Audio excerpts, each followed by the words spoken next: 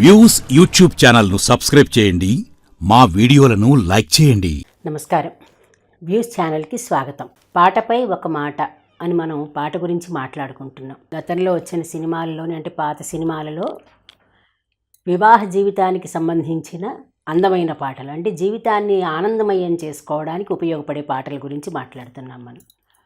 ఈరోజు మనం మాట్లాడబోయే పాట పెళ్లినాటి ప్రమాణాలు చిత్రంలోది. ఇది 1959లో విడుదలైన సినిమా. ఈ పాట రాసిన వారు పింగళి నాగేంద్రరావు గారు, స్వరపరిచింది ఘంటసాల గారు, గానం లీల గారితో కలిసి గానం చేశారు. పాట చాలా అందంగా ఉంటుంది. మనకి ఆ సినిమాలో చూసినా కూడా జమున గారు, నాగేశ్వరరావు గారు నటిస్తారు. ఇద్దరు వెనక వైపు అటు ఇటు నుంచి వీపు ఆనుకునేలాగా పాట పాడతారు. సింపుల్గా, చాలా తక్కువ పదాలు. వెన్నెలలోనే వేడి ఏలను, వేడిమిలోనే చల్లనేలను, ఏ మాయయేమో జాబిలి, మాయయేమో జాబిలి.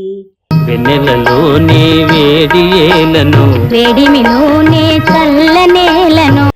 చూస్తే చాలా చిత్రంగా ఉంటుంది పాట అంతా. వెన్నెలలోనే వేడి ఏలను, వెన్నెలుగా ఉన్నప్పుడు మనకి చల్లగా ఉంటుంది అసలు మామూలుగాను, కానీ ఇక్కడ వేడిగా ఉందన్నారు. మళ్ళీ వెంటనే ఏమన్నారు, వేడిమిలోనే చల్లనేలను. వెన్నెలలో వేడిగా ఉందట, ఆ వేడిలో చల్లదనం ఉందట. మామూలుగా ఒక మాట చెప్తూ ఉంటారు, మనకి ఇష్టమైన వాళ్ళ ముఖం చంద్రబింబంలా ఉంటే వాళ్ళతో మాట్లాడేటప్పుడు ఈరోజు చందమామ నిన్ను చూసి సిగ్గుపడి వెళ్ళిపోయాడు అని ఒక భావన, ఒక భావకవిత్వం లాంటి మాటలు మాట్లాడతాం. ఇందులో కూడా వెన్నెలలోనే వేడి ఏలను, విరహం అనే వేడిలో ఉన్నారు.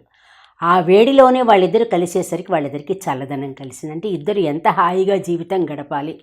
ఎడమొహం పెడమొహంలా కాదు ఉండవలసింది, ఇద్దరూ అనుకూలంగా ఉంటే ఎంత హాయిగా ఉంటుంది. ఇది ఎవరికి వాళ్ళు ఏర్పరచుకోవాల్సిన విధానం. ఎందుకంటే రెండు భిన్న ప్రదేశాల నుంచి వచ్చి ఒకటవుతారు ఇద్దరును. అబ్బాయి ఎక్కడబ్బాయో తెలియదు, అమ్మాయి ఎక్కడమ్మాయో తెలియదు.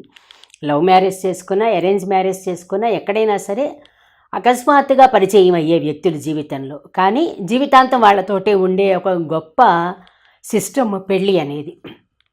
అందువల్లనే అలా హ్యాపీగా కలిసి ఉండాలి అన్నారు. ఈ పాట సందర్భంగా ఒక్కసారి మనం సింగీతం శ్రీనివాసరావు గారి గురించి మాట్లాడుకోవాలి. ఎందుకంటే ఇప్పుడు 95 ఏళ్ల వయసు, 2 ఏళ్ల క్రితం ఎప్పుడో భార్య పోయారు. అప్పటికి వాళ్ళిద్దరికీ వివాహమై 62 ఏళ్ళు అయిందని చెప్పారు. ఎక్కడికి వెళ్ళినా ఆవిడ ఆయన కలిసే వెళ్తామని చెప్పారు. ఇది మనం ఒకళ్ళ జీవితాన్ని చూసి నేర్చుకోవాల్సింది. నువ్వేంటి నాకు తోకలా వంటలా వచ్చేది, ఇంట్లో పడుండని వీళ్ళు అనకూడదు, నీ వెంట వచ్చేది ఏంటి, నా పనులు నాకున్నాయని వాళ్ళన్నా కూడా వివాహ జీవితం అనేది అందంగా నడవదు. ఈ పాట కంటే కూడా ముందర ఇంత మనం ఎందుకు చెప్పడం అంటే, ఈ సినిమా పేరే పెళ్లినాటి ప్రమాణాలు. పెళ్లి రోజున చాలా ప్రమాణాలు చేయిస్తారు. కలిసి ఉంటాము, అన్ని విషయాలు ధర్మేచ అర్థేచ కామేచ మోక్షేచ, అన్ని విషయాలలో ఒకళ్ళకి ఒకళ్ళం కలిసి ఉంటాము. నాతి చరామి నాతి చరితవ్య, రెండు చెప్పిస్తారు. నేను ఎప్పుడు అతిక్రమించను, ఈ మాటని దాటి నేను నా ప్రవర్తనని తప్పుగా ఉంచుకోను అని చెప్పి ప్రమాణాలు చేయిస్తారు. అది పెళ్ళినాటి ప్రమాణాలు.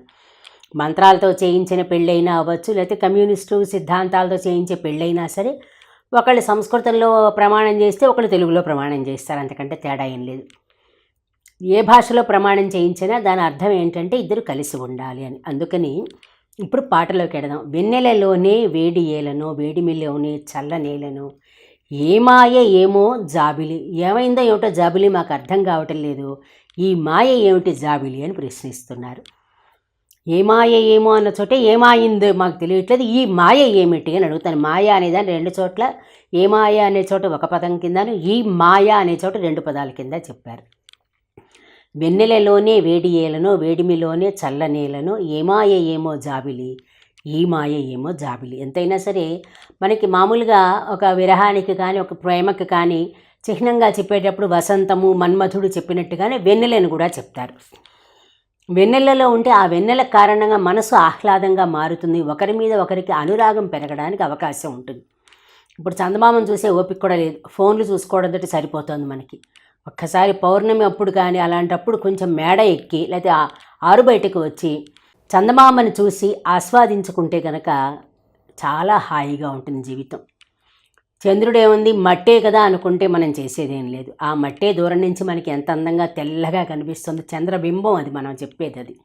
అందుకని ఈ పెళ్లినాటి ప్రమాణాల్లో పింగళి గారు రాసిన ఈ పాటను ఒక్కసారి మనం ఆస్వాదించుకుంటూ జీవితానికి అన్వయించుకుందాం. పల్లవిలో ఇంకొకటి మేల్ వెర్షన్ ఫీమేల్ వెర్షన్ ఉంటుంది కదా, రెండోది వెన్నెలలోనే విరహమేలనో విరహములోనే హాయి ఏలనో ఏ మాయేమో జాబిలి మాయేమో జాబిలి. వెన్నెలలోనే విరహమేలను విరహములోనే హాయేలను. ఈ వెర్షన్లో ఏం మాట్లాడారు, వెన్నెలలోనే విరహమేలను, అది విరహానికి సంబంధించినవి చెప్పే విషయాల్లో ఇవి. అంటే వసంతం కానీ ఇవన్నీ చూస్తేట విరహ బాధ ఎక్కువ అవుతుందంటే తనకు కావలసిన తన చెల్లి దగ్గర లేకపోతేను. రామాయణంలో కూడా రాముడు ప్రకృతిని అంతటిని ఆస్వాదిస్తూ కంట నీరు పెట్టుకుంటాడు, నా పక్కన సీతాదేవి లేదు అని చెప్పి. అది విరహం అంటే. అయితే దాన్నే మళ్ళీ మనకి విరహము కూడా సుఖమే కాదా, నిరతము చింతన మధురము కాదా అని పింగళి గారి మాయాబజార్లో కూడా రాశారు ఈ పదంతో. అందుకని వెన్నెలలోనే విరహమేలనో విరహములోనే హాయి ఏలనో, ఆ విరహం కూడా సుఖమే కాదా అన్నదానికి విరహంలో హాయి ఉంది అన్నారు. అంటే మనకు కావలసిన వాళ్ళ కోసం ఎదురు చూస్తూ ఉండడంలో ఉండే ఆనందం వేరు. వస్తారు వస్తారు వస్తారు అంటూ మనసు పులకిస్తూ ఎదురు చూస్తూ ఉంటాం. ఇప్పుడంటే అవేం లేవు. ఇప్పుడు ఎవరి పట్ల ఎవరికి ఏమీ లేదు. ఫోన్ తప్పించి కొత్త ఫోన్ వస్తుందా, కొత్త రీల్స్ వస్తాయా, కొత్త కథలు వస్తాయా, ఈ కొత్త వాటి ఆ కొత్తలో పడిపోయాం కానీ మనుషులు జీవితాలు అనే వాటిని పక్కన పడేసాం. అందుకే ఒకసారి గుర్తు చేసుకుందాం ఇవన్నీ. వెన్నెలలో ఉన్నప్పుడు విరహం ఎలా ఉంటుందో ఆ విరహం చాలా హాయిగా ఉంటుంది అన్నారు. మనం గతంలో కూడా చెప్పుకున్నాం, ఘోటక బ్రహ్మచారి పింగళి గారు. అందుకే బ్రహ్మచర్యంలో ఉండడం వల్ల ఇంత బాగా రాయగలిగారు. జీవితంలో ఏవి ఆటుపోట్లు చూసుకోలేదు కాబట్టి జీవితం ఇలా ఉంటే బాగుంటుంది అని అంత అందంగా రాయగలిగారని ఆయన మీద సరదాగా హాస్యంగా మాట్లాడుతూ ఉంటారు. అందుకని వెన్నెలలోనే విరహమేలనో విరహములోనే హాయి ఏలనో ఏ మాయ ఏమో జాబిలి. ఇది ఏం మాయ మాకు అర్థం కావట్లేదు, ఏమైందో అర్థం కావట్లేదు, ఈ మాయ ఏమిటో మాకు అర్థం కావట్లేదు అనేది మేల్ వెర్షన్ ఫీమేల్ వెర్షన్లో పల్లవిలో పాడారు. మొట్టమొదటి చరణంలోకి వెళ్దాం. మొన్నటి కన్నా నిన్న వింతగా నిన్నటి కన్నా నేడు వింతగా నీ సొగసు నీ వగలు హాయి హాయిగా వెలసేనే అని మళ్ళీ వెన్నెలలోనే వేడిమిలోనే చల్లనేలను అనేది మళ్ళీ పాడారు. మొన్నటి కన్నా నిన్న వింతగా నిన్నటి కన్నా నేడు వింతగా. వీళ్ళకి జీవితం ఎలా ఉందని చెప్తున్నారు. మొన్నటి కన్నా నిన్న వింతగా నిన్నటి కన్నా నేడు వింతగా నీ సొగసు నీ వగలు హాయి హాయిగా వెలసేనే వెన్నెలలోనే వేడి ఏలనో వేడిమిలోనే చల్లనేలను ఏ మాయేమో జాబిలి ఈ మాయేమో జాబిలి. చరణంలో చూడండి, మొన్నటి కన్నా నిన్న వింతగా అంటే దాంపత్య జీవితంలో పాతబడకూడదుట, ఒకరోజు కంటే ఒకరోజు కొత్తగా ఉండాలి అన్నారు. నెలలాళ్ళు అయిపోయింది ఇంక నీతో మాకేం అక్కర్లేదని, లేదంటే 2 ఏళ్ళు అయిపోయింది 3 ఏళ్ళు అయిపోయిందని అక్రమ సంబంధాలకు వెళ్ళిపోయే రోజులు వచ్చేసాయి ఇప్పుడు. 2 ఏళ్ళు 3 ఏళ్ళు కూడా అక్కర్లా, మన చేతికి అంది వచ్చిన తర్వాత ఇంకా అంత దాని విలువ పోయినట్టు కింద భావన చేస్తున్నారట అమ్మాయిలైనా అబ్బాయిలైనా కూడా. బోరు కొట్టేస్తోందట పాతది అని. కానీ ఎలా ఉండమని చెప్పారు పింగళి గారు, మొన్నటి కన్నా నిన్న వింతగా. మొన్ననే బాగుందంటే మొన్న కంటే నిన్నటి ఇంకా వింతగా ఉందిట, నిన్నటి కన్నా నేడు ఇంకా వింతగా ఉంది. చిన్న పదాలు, అసలు ఏం లేదు. మొన్నటి కంటే నిన్న వింతగా, నిన్నటి కంటే నేడు వింతగా. కానీ మొన్నను చూసినప్పుడు నిన్ను ఎంత వింతగా ఆనందంగా అనిపించిందో నిన్నటి కంటే ఇవాళ చూస్తే ఇంకా ఆనందంగా అనిపించిందట. నిన్నటి కన్నా నేడు వింతగా నీ సొగసు నీ వగలు హాయి హాయిగా వెలసేనే. నీ సొగసు నీ అందము నీ వగలు నువ్వు చూపిస్తున్నటువంటి వయ్యారాలు హాయి హాయిగా ఉన్నాయిట తన మనసుకి. హాయి అనే పదం కూడా ఎక్కువ వాడతారని అనుకున్నాం మనం పింగళి గారు. అందుకని ఇందులో ఉపయోగించిన పదాలు చూస్తే చాలా సింపుల్ పదాలు. కానీ మొన్నటి కంటే నిన్న బాగున్నా, నిన్నటి కంటే ఇవాళ ఇంకా బాగున్నావు, నీ సొగసు నీ వగలు చూస్తుంటే హాయిగా అనిపిస్తోంది అన్నాడు. హాయి హాయిగా మెరుస్తున్నాయట. అంటే సొగసు మెరిసిందంటే వగలు కూడా మెరుస్తూనే, మెరుపు అంటే కంటికి అందంగా కనిపించే కాంతి, అందుకని నువ్వు మెరుపు తీగలా మెరుస్తున్నావు అనే భావనతో అన్నాడు. ఇది ఒకళ్ళనొకళ్ళు చూడవలసిన విధానం. నువ్వేమిటి అంత దరిద్రంగా ఉన్నావు, పేడమొహం వేసుకున్నావు అని ఒకళ్ళు, జిడ్డు మొహం వేసుకున్నావు అని ఒకళ్ళు తిట్టుకోవడంలో ఉపయోగం లేదు. పేడమొహంలోనూ జిడ్డు మొహంలో కూడా అందం చూడగలిగితేనే గొప్పతనం మంది. పెళ్ళికి అంత అలంకరించుకున్నావు, అంత బాగున్నావు, ఇవాళ ఏంటి ఇంత చెత్తగా ఉన్నావు అంటే పెళ్ళికి అలంకరించుకున్నట్టుగా రోజు అలంకరించుకుంటే టైం ఎవరికి కుదరదు. జీవితంలో అడుగు పెట్టిన తర్వాత చాలా బాధ్యతలు వస్తాయి. ఆ బాధ్యతల మధ్యన నిరంతరం అలంకరించుకుంటూ కూర్చుంటే కుదిరే పని కాదు. జీవితాన్ని నడపాలి. కాకపోతే ఎలా ఉండాలంటే ఒకళ్ళని ఒకళ్ళు ప్రశంసించుకుంటూ ఉండమని చెప్పాడు. అది మొదటి చరణంలో చెప్పాడు. తర్వాత రెండో చరణం చూడండి ఎంత బాగుంటుందో.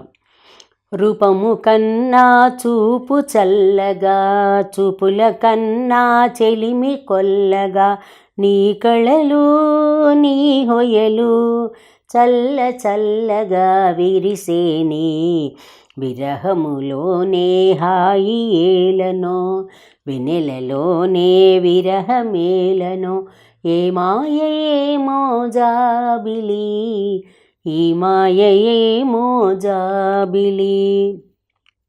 రూపము కన్నా చూపు చల్లగా, చూపుల కన్నా చెలిమి కొల్లగా.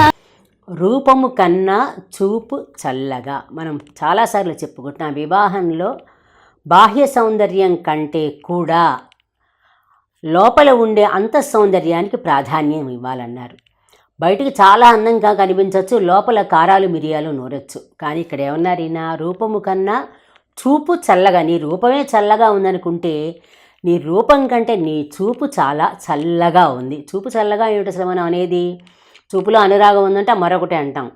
అంటే ఆ చూపు కారణంగా ఈయన దహించుకుపోకుండా హాయిగా చల్లగా ఉన్నాడు.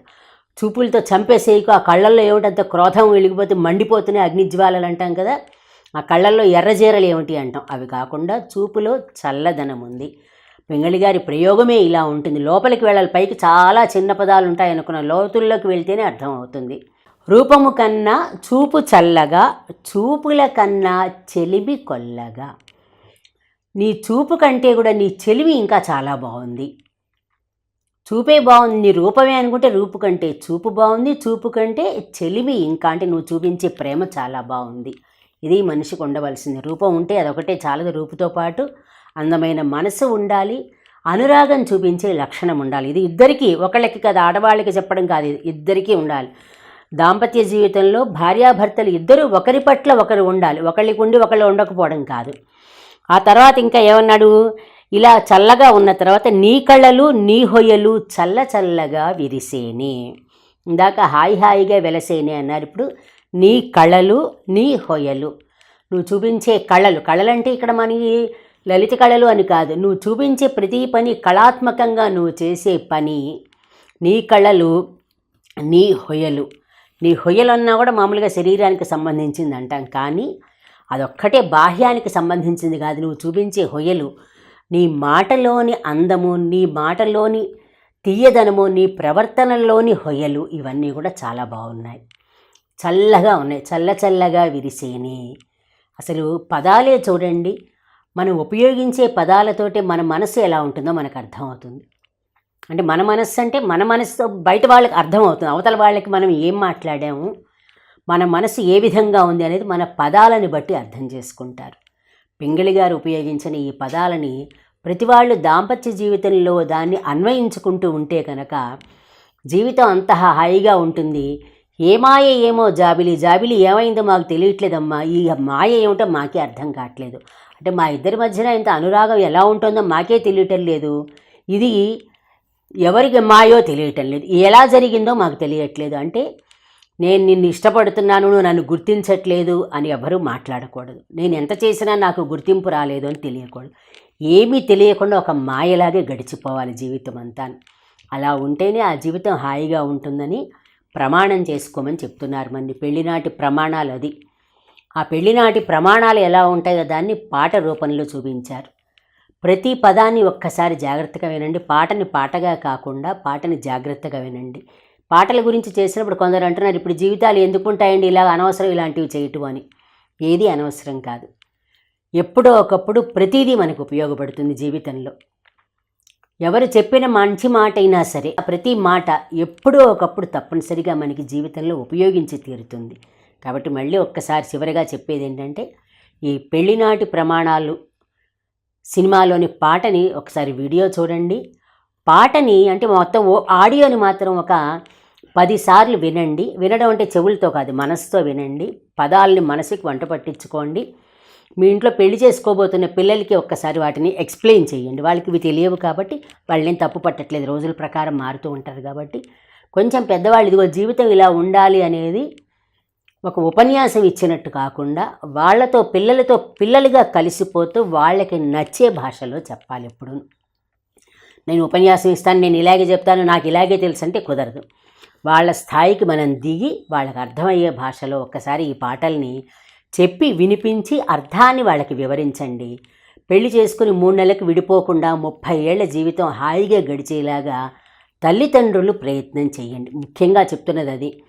మనం చేసుకునే ఈ బయట హంగులకి కాదు మనం ఖర్చు చేయవలసింది.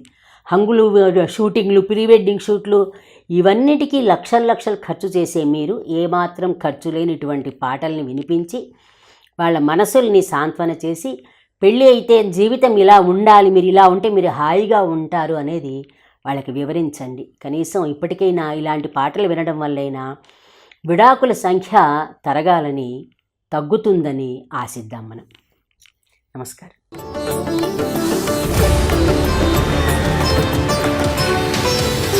వ్యూస్ యూట్యూబ్ ఛానల్లో లైక్ చేయండి, షేర్ చేయండి, సబ్స్క్రైబ్ చేయండి.